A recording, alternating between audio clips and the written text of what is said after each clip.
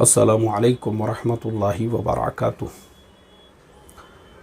बिस्मिल्लाहिर्रहमानिर्रहीम। नहमदुहु व नुसल्ली अला रसूलिहिल करीम व अला आलिहि व अस्हाबिहि अजमाइन। अम्मा बाद। मोहतरम भाइयों, बुजुर्गों, दोस्तों, देखो, हमारे भारत देश के अंदर एक चंदा माफिया है और बहुत सारे गुंडे हैं। वो सिर्फ इंतज़ार करते रहते हैं कि कहाँ पे उनको मुसलमानों के मज़लूमियत का कोई वाक़या सुनने के लिए मिलता है या कहाँ रूनुमा होता है। नहीं रूनुमा होता है तो बाज़ औक़ात ये लोग ख़ुद रूनुमा करा देते हैं ताकि पूरे मुल्क में उनके नाम पे चंदा जमा किया जा सके। यहाँ पे मुसलमानों पे जुल्म हो रहा है, वहाँ पे मुसलमानों पे जुल्म हो रहा है, फ़लानी जगह फ़साद हो गया, फ़लानी जगह ऐसा हो गया, इसलिए चंदा दो। ये जो चंदा खोर है, अब इन्होंने फ़लस्तीन के नाम पे भी चंदा मांगना शुरू कर दी है। तो मेरी आप सभी लोगों से ये रिक्वेस्ट और दरख्वास्त है कि याद रखो, फ़लस्तीन चारों तरफ से बंद है। एक मुल्क ऐसा है जो चारों तरफ से बंद है और यूनाइटेड नेशन की बहुत सारी पाबंदियां हैं, जिसकी वजह से कुछ मुल्क ऐसे हैं जो फ़लस्तीन की मदद करते हैं। फ़लस्तीन को किसी के चंदे की ज़रूरत नहीं है। हम लोग इंडिया में बैठे बैठे ये कहते हैं कि इतने अरब मुल्क है, उतने मुस्लिम मुल्क है, वो फ़लस्तीन के लिए क्या कर रहे हैं। तो मैं आप लोगों को बता दूं कि ये सऊदी गवर्नमेंट ही है जो फ़लस्तीन को पूरी दवाइयाँ पहुंचाती है। ये सऊदी गवर्नमेंट ही है जो वहाँ पे पूरा अनाज, पूरा खाना पानी वगैरह वगैरह वहाँ पे पहुंचाती है। वो कतर गवर्नमेंट ही है जो वहाँ पे इमारतें और बिल्डिंगें वगैरह जितनी भी ये टूट जाती है ना, ये सब उनको अरब मुल्क ही बनाकर देते हैं।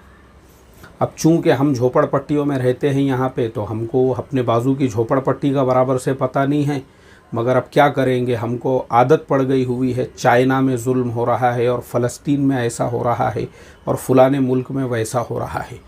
उसके ऊपर अपने चबूतरों पे, अपने चाय के होटलों में बैठकर जो है बहसो मुबाहिसा करने की, तो हमको ग्राउंड रियलिटी पता नहीं होती है। फ़लस्तीन वालों को आपके पैसों की ज़रूरत नहीं है।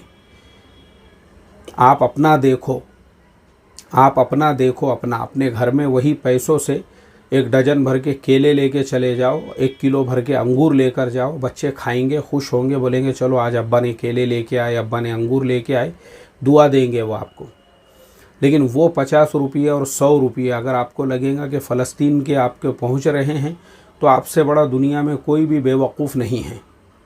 ये सिर्फ़ एक चंदा माफिया है हमारे मुल्क के अंदर, जो सिर्फ मज़लूमियत के नाम पे जितने भी पैसे जमा होते हैं ये वो लोगों तक पहुंचते ही नहीं हैं। ये बात मैं लिख कर दे सकता हूं आपको। अब तुर्की के नाम पे जो है हमारे मुल्क में जगह जगह पे चंदे जमा हुए, आपको पता है वो पैसा तुर्की तक पहुंचा। उनको ज़रूरत ही नहीं है भाई तुम्हारी। किसने बोला तुमको जो है तुर्की की मदद करो? हमारी इंडियन गवर्नमेंट ने उनको 1000 करोड़ रुपये दी। अमेरिकन गवर्नमेंट ने उनको 1000 करोड़ डॉलर जो है उन्होंने दिए। यूनाइटेड नेशन ने उनकी मदद किया। हमारे इंडिया से NDRF की टीमें गई वहाँ पर। उसके अलावा अल्लाह ने उन अरबों को इतना नवाजा हुआ है, वो ख़ुद अपने अड़ोस पड़ोस वालों का ख्याल रखते हैं। वो ख़ुद जो है ना, ऐसे कहीं पे हालात पेश आ जाते हैं, फ़ौरन उनकी मददें वहाँ पे पहुँच जाती है। उनकी हुकूमत है, गवर्नमेंट है, उनके पास बाज़ाब्ता एक मद होता है इस काम के लिए। अब हम गरीब फ़कीर अपने ख़ुद के खाने के वांदे, खाने को जवारी बाजरी नहीं, दुष्काल चल रहा अपने घर में, और जमा काय के लिए चंदे जमा हो रहे तुर्की के लिए और फ़लस्तीन के लिए। अरे हम अपने झोपड़पट्टी का देखें, वही पैसों से हम अपनी कोई ज़रूरत की चीज़ लाते होंगे। और ठीक है, अगर हम अच्छे खाते पीते हैं, अपने माँ बाप को देखें ना, अपने माँ बाप को देखें हम। अभी कोरोना के टाइम पे एक साहब ने बड़े बड़े बैनर लगाए हुए थे, इनकी तरफ से इतने गरीबों में अनाज तकसीम हो चुका है। और उसी इंसान की सगी बहन को मैंने मेरी आंखों से शिवसेना के ऑफिस के सामने जो है ना, शिवसेना वाले वो बांट रहे थे अनाज के पैकेट। शिवसेना के ऑफिस में अनाज के पैकेट बांट रहे थे।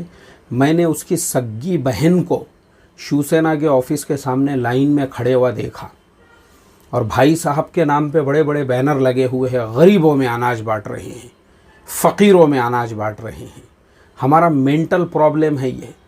ऐसे ही एक साहब भी बहुत कौम के हमदर्द बनकर जो है ना, इस तरीक़े से ऐसा लग रहा था कि बस इस ज़मीन पे उससे ज़्यादा कौम का हमदर्द नहीं है। और उसकी सग्गी अम्मा को मैंने खुद मेरी आँखों से शिवसेना की ऑफिस की लाइन के अंदर देखा।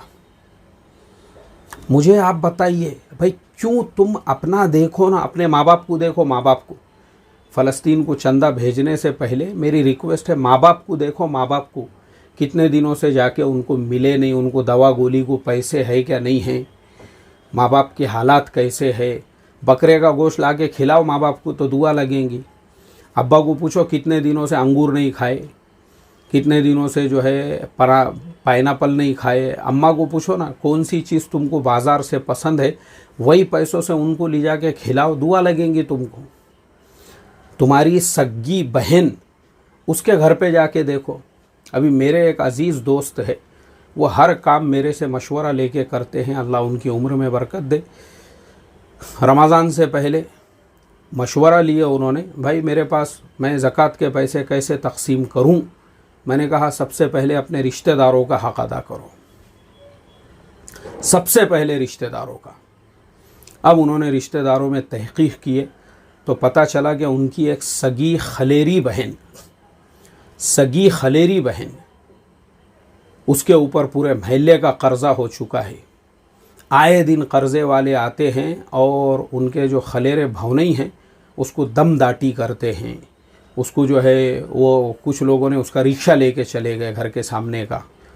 तो मैंने कहा कि देखो ऐसे रिश्तेदारों को देखो। तो वो गए उस बहन के घर पे, और जब गए तो उस दिन भी 2 उधारी वाले दरवाजे के ऊपर खड़े हुए थे।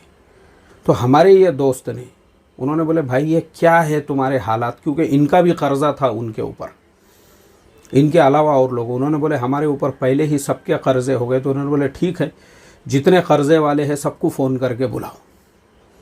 सारे कर्ज़े वालों को बुलाए।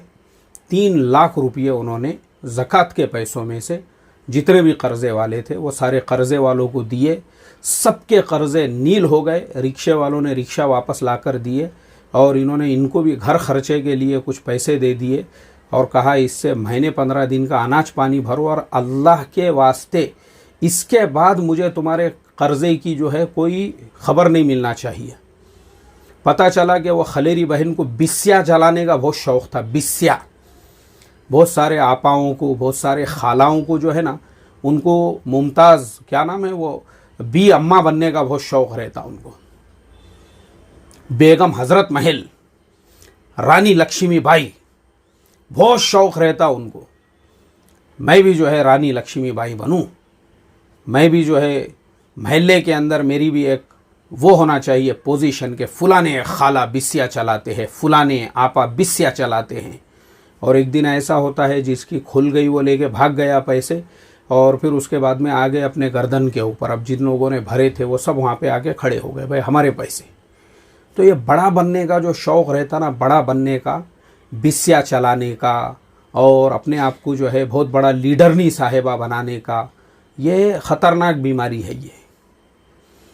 तो हमारे वो दोस्त ने उस खलेरी बहन को समझाए, देख तेरा 3 लाख का कर्ज़ा तो मैंने सब अदा कर दिया, रिक्शा भी अब आ चुका है, मेहरबानी करो रानी लक्ष्मीबाई बनने के चक्कर में, बेगम हज़रत महल बनने के चक्कर में पूरे महल्ले के कर्ज़े मत खा के बैठ जाओ।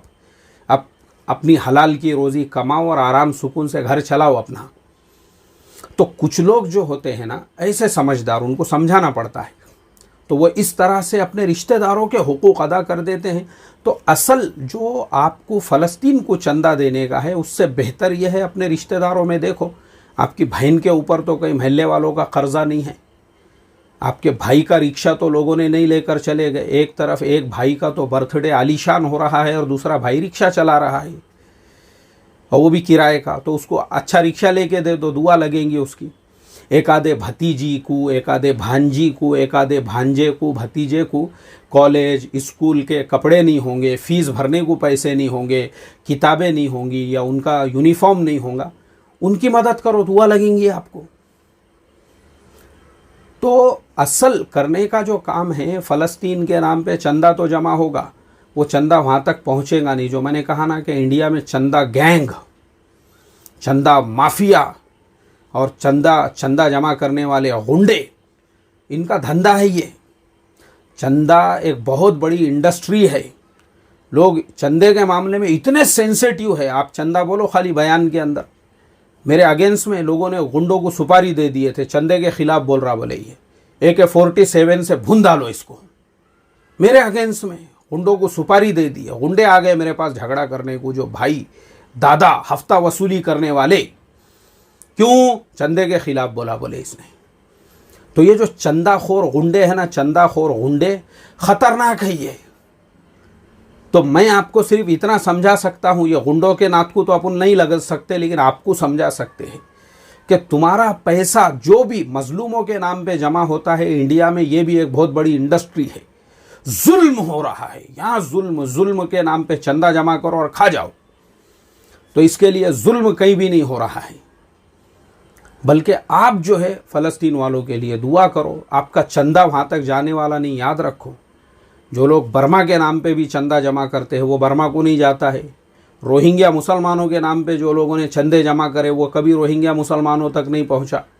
त्रिपुरा के नाम पे जो लोगों ने चंदे जमा किए वो त्रिपुरा वालों तक नहीं पहुँचा, क्योंकि एक 4 महीने की जमात चल रही थी और मैं उनकी तालीम करते बैठा था। तो मैंने उनको पूछा, मैं बोला तुम्हारे नाम पे तो करोड़ों रुपये जमा हुए, त्रिपुरा के अंदर कितनी RCC की मस्जिदें बन गई और कितने मुसलमानों को घर बना के दे दिए। 1 रुपया भी नहीं मालूम बोले हमको, कहाँ जमा किए, किसने जमा किए, वहाँ तो 1 रुपया भी नहीं पहुँचा।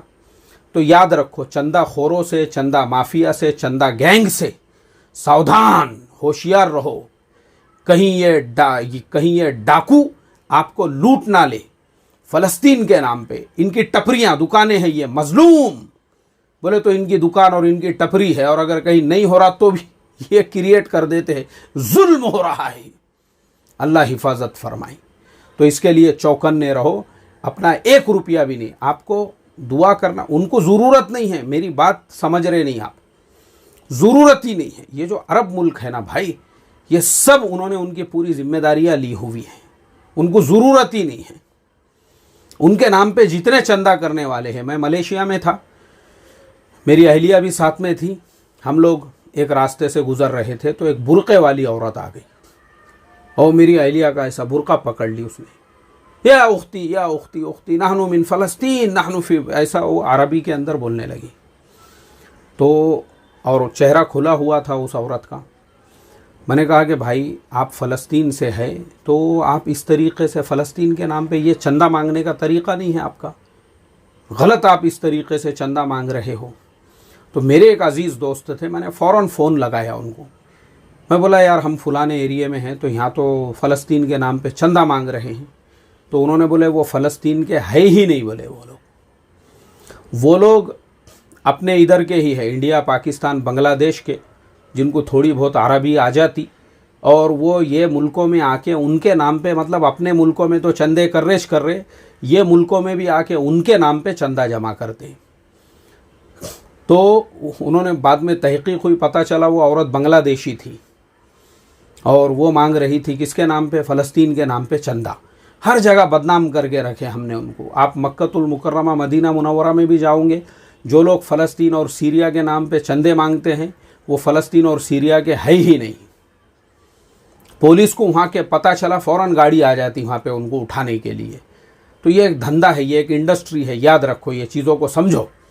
वही पैसा अपने बीवी बच्चों पे खर्च करो, अपने बहन पे खर्च करो, अपने भाइयों पे खर्च करो, अपने घर में खर्च करो, और आपके महल्ले के अंदर, आपके ख़ानदान में कोई गरीब होगा, मोहताज होगा, मिस्कीन होगा, उसके ऊपर खर्च करो। या फिर आपके अपने गाँव में कोई मदरसा है, वहाँ मदरसे में जाओ, देखो मदरसे का कुछ तकाज़ा है, बच्चों को चप्पल नहीं है, पहनने को कपड़े नहीं हैं, मदरसे में कोई कंस्ट्रक्शन चल रहा है, आप अपनी तरफ से उसके अंदर जो है 150 सीमेंट की थैलियाँ दे दो।